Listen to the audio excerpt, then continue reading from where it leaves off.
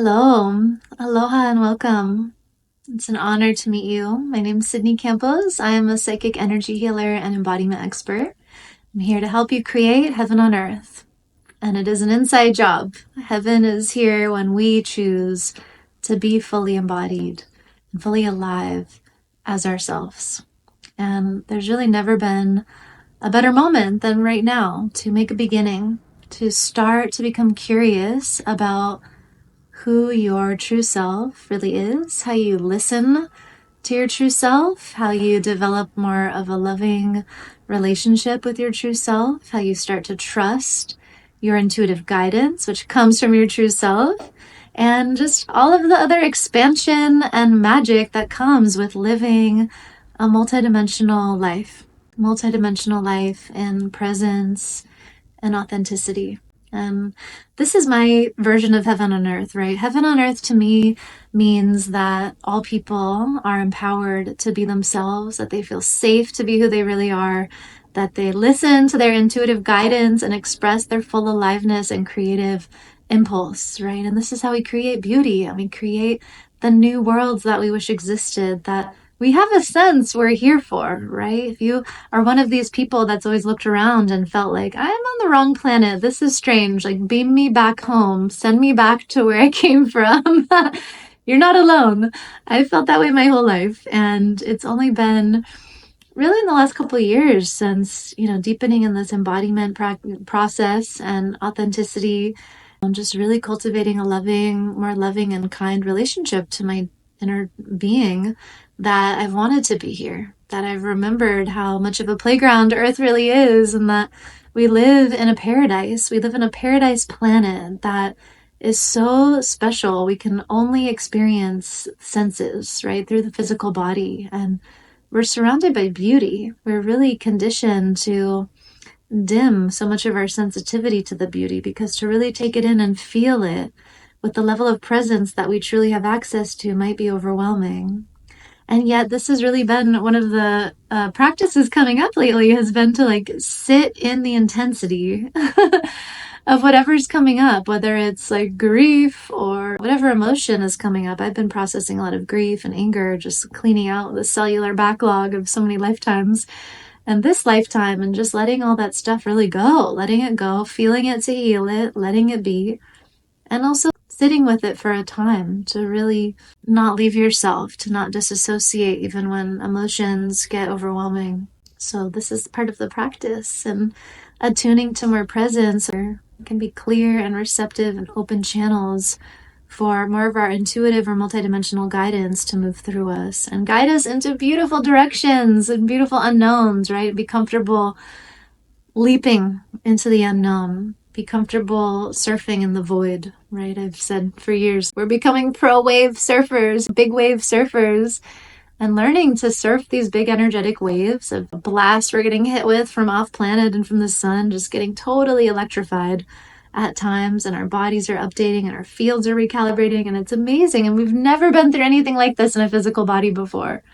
And no one that's come before us ever has either. So really, we're all pioneering this new way of being as multidimensional, extrasensory beings, right? Alive in the physical form here in this plane. So I want to speak to this feeling of impatience that a lot of us are experiencing right now. And it's totally welcome, right? There's this sense of excitement and maybe a feeling of like what's to come and previewing the next few years, which on Earth seem really exciting and fun and way more easeful and graceful and like expedient. And especially if you've been doing the work to prepare and really make your body ready for more presence and attunement and intuitive guidance, it's like this is our time. And yet it can feel a little awkward sometimes, because it's like physical reality slow to manifest at the level that our spiritual bodies are moving and at the level that our spirit is moving, right? Physical reality moves really slow sometimes.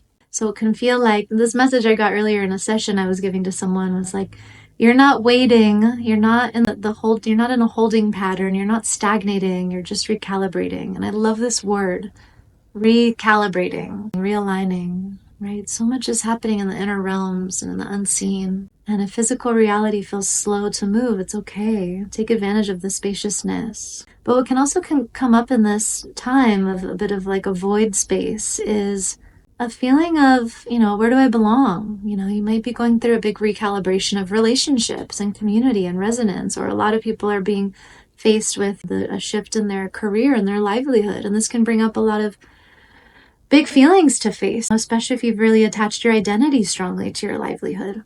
It can be really vulnerable to feel, who are you beyond what you do? And this has been a big healing I've personally had to go through the last couple of years, really since the end of 2023. This has been a big initiation on my path, and it's been extremely uncomfortable at times, really painful.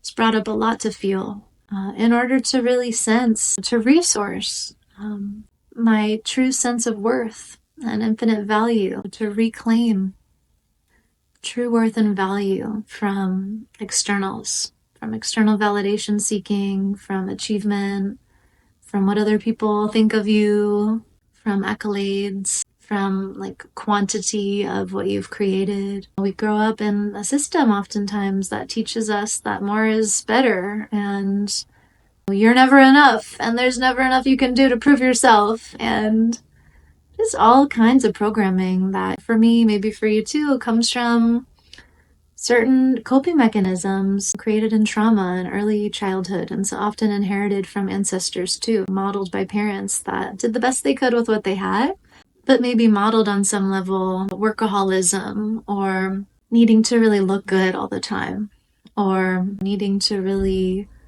be busy all the time. And these are major coping mechanisms that a lot of us are being initiated into healing at the root. And it usually requires sitting with the pain that we were running away from by being busy and achieving and caught up in external validation seeking or any other kind of codependent dynamics. And what it looked like for me was in 2023, a lot of that year was really challenging. I had my last book come out, I'm Ascending Now What? And there was a lot of pressure I put on myself, and I also felt like other people put pressure on me to achieve, a certain level of launch and visibility with that. But by the time the book came out, I was just really tired of it. I had spent 4 years writing it and put my heart and soul into it, and I just done the 15-hour audiobook. It took a week to record, and it was just a really challenging time, and I didn't have the energy or the support to really put in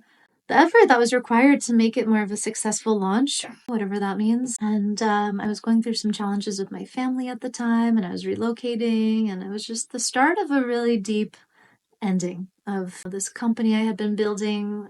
Some of you may know of it, Ascend. It was an attempt at creating a more conscious social media platform, and I'd spent 3.5 years building that, and it was coming to an end. And it had been a really challenging journey. There were a lot of other endings. I also ended, the year prior, I had left a spiritual school that I had been a part of for 4 years, and I worked with a teacher in that for really closely for 4 years. And it was just the start of a lot of identity shifts, a lot of reclamation of my true self and authenticity, and taking power back from all these outside things I had given a lot of power to. Working with the teacher for 4 years, giving a lot of power to him, kind of being isolated in connection to this person I had really trusted with so much and let advise me in every aspect of my life.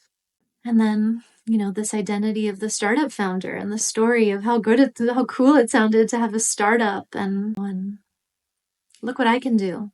But also wrapped in a sincere desire to help humanity and help build something that would really be an alternative source of connection for people in a world where there's just so much distortion blocking our true connection on all these digital platforms. There's so much interference. And it was a really tough, that year was really hard, and maybe you relate. But all the initiations were to become more real, were to become more honest, were to become more connected to what really matters. So I had a big healing with my family, and I had this big awakening. I got guided to do a 10-day Vipassana silent meditation retreat, which was so profound. Highly recommend it. Beautiful, beautiful organization. All over the world, you can find these meditation communities, completely run by volunteers and on donation. So generous and beautiful, true abundance. And I just was wanting to get emptied out. And I didn't know that consciously at the time that that's what was happening. But I say that to say, because I think that's what a lot of people are going through right now. And it's extremely uncomfortable. It feels like dying. And I was on the phone with a friend earlier this morning, another psychic ninja friend, Brent. And, it's like the term that comes up is that our guides will say sometimes is like, it's time to die to yourself again. Die to yourself again. Die to who you really are. Die into what is more true. And I'll speak to this. It's a bit controversial maybe, but it just comes up a lot and it's part of my experience and I don't mind speaking to it and I hope it helps. Take it or leave it. As we're going through these deeper layers of stripping away what is not real and not true, it can manifest sometimes as a suicidal type of ideation. It can feel almost like an entity or a voice can appear in one's consciousness that wants to die. And it's not really like a physical, maybe some people actualize this and it's part of a confusion of not being able to effectively discern their intuitive sense from, there's a lot there. Actually, I just want to take a pause. There's something coming in about this. I'll just share from my experience, take it or leave it. I don't want to make some broad claim about society and the world and people, but this is my experience. So around this time in 2023, when I was going through this big identity shift and a lot of shedding was being asked of me to let go of what no longer could be used to draw my power from or like source my identity from. I had suicidal ideation since the first time from when I got sober in 2011. I hadn't had a conscious awareness of that voice that's like fantasizing about dying. But what I came to realize was it wasn't that I really wanted to die. It was just this part of my psyche wanted this old personality to die. I wanted this victim, this person that's in fear, this person that's anxious and overly aware of what other people are thinking or wanting. I wanted that part to die. And that's this other way of relating to dying into yourself. And I wonder if some people can't discern that. I think it's a healthy response to just evolution and changing and transformation, but some people can't discern that from physical experience. They overly identify with that more psychological expression. They overly identify with it and actualize. So I wonder, and I feel like that pattern is really loud right now because it's hard to be awake and embodied and alive and attuned and have access to all of the different multidimensional data that we have. And if you don't have a skill set in differentiation and discernment and an ability to really listen to yourself, it can be very confusing. And so I have a lot of compassion for where everyone's at right now. And I want to share that just as an example in case you've been going through that or something similar relates, because I think a lot of people do go through it. It came up in our training last year, our Soul Source Facilitator training. I was speaking to this and everyone related. And it's part of the path to die into yourself and to become more real and authentic. You allow old personality mechanisms and coping mechanisms, you allow those to fall away. And sometimes it can feel like a death, like a part of you is dying, and it can be very uncomfortable and awkward as you're in that in-between recalibration. And a lot of us are going through that right now. And one of the best things we can do for ourselves and each other as we're in these calibrations is to be so compassionate, so loving, so kind. And even that can be really hard if you're used to only being conditionally loving to yourself if you've achieved something or you've done something good, or your love is conditional based on some external marker of achievement or success. I've lived that way for a long time. And this journey of really getting to know yourself and loving yourself anyway, and loving yourself like you would a child, like an innocent being, it's a journey we all get to take in our own way. And it is a bit of a reckoning. It is a reckoning in order to arrive to that point. And I mean, my journey has just been, I arrived to that point through a lot of pain, unfortunately. So, I mean, hopefully less pain as we go, but usually pain is the catalyst to awakening. Hopefully more and more we can just meet in empowerment and meet from joy and inspiration and wanting to grow and evolve and thrive. But I think in the earlier stages of awakening or certain stages, it can be that pain is the greatest motivator. And that's okay. And how do we love ourselves and be more gentle and compassionate and kind with ourselves, just like we would with a small child who's learning to walk in a new way, in a new reality? Because that's exactly what we're doing right now. So if you feel like you're not where you're supposed to be right now, trust that you are. I promise. It's meant to feel a little awkward and weird at first. It's going to feel different because we're calibrating to a whole new frequency, whole new way of moving through reality, new navigation system. Some people are getting totally new energy fields and structures to their bodies and energy systems, and it's amazing and requiring a lot of subtle attunement, attention, awareness, kindness, nourishment, care.